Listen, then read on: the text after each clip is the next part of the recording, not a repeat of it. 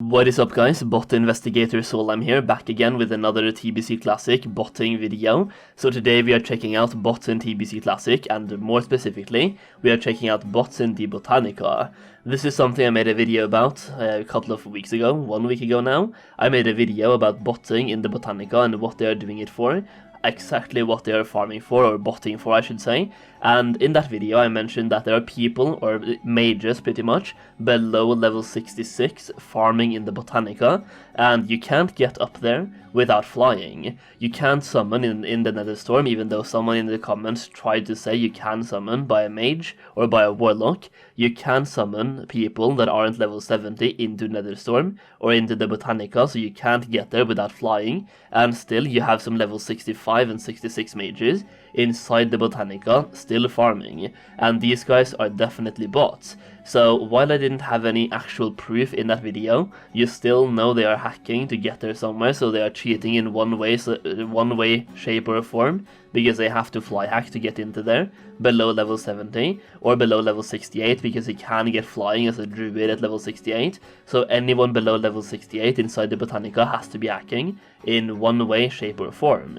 Now since then we have got some proof of how these guys are doing it, so we have a video footage right here of exactly how these bots are hacking their way into the Botanica.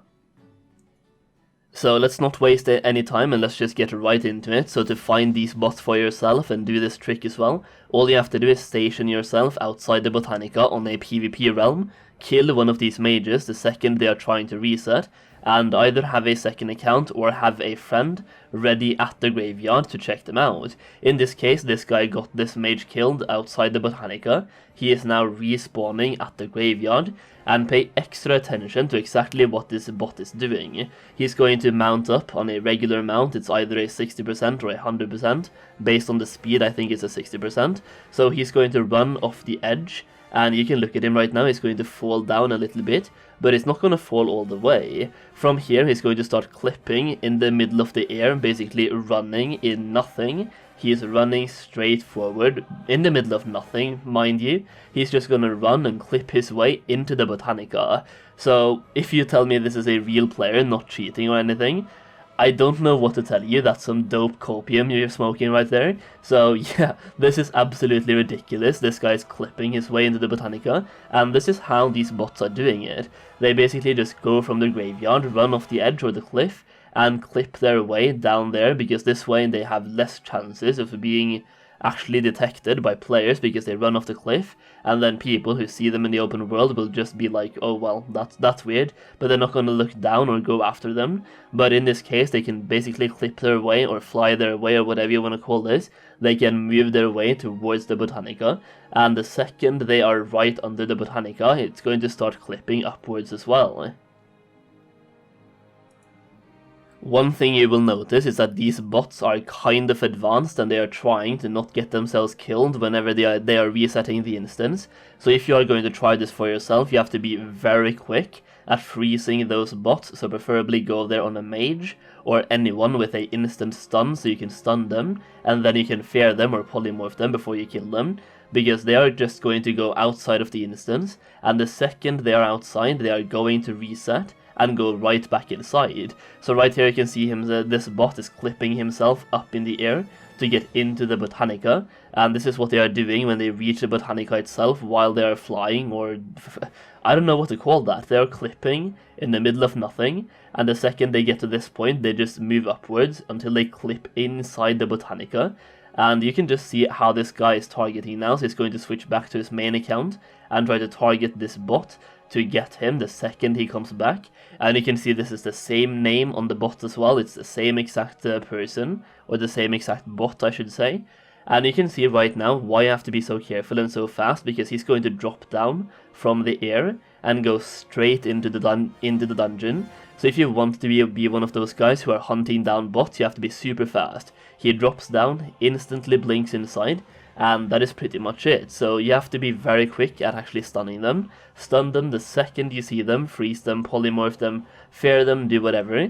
So if you are playing on a PvP realm, you can have some fun with this, and you can basically, you can polymorph them, or you can also mind control them and put them in very fun places. This is something people did with bots in Maraudon as well, where they mind controlled them off the edge and then put them into a wall where they basically just stood, jumping into that wall over and over again. So it can be incredibly fun, but either way, this is incredibly toxic to the game itself, and I really wish Blizzard would at least put an official stance on this and talk about it publicly, and also do something about it. It shouldn't really be that difficult to do something about this. It is very obvious that these bots are hacking and also botting.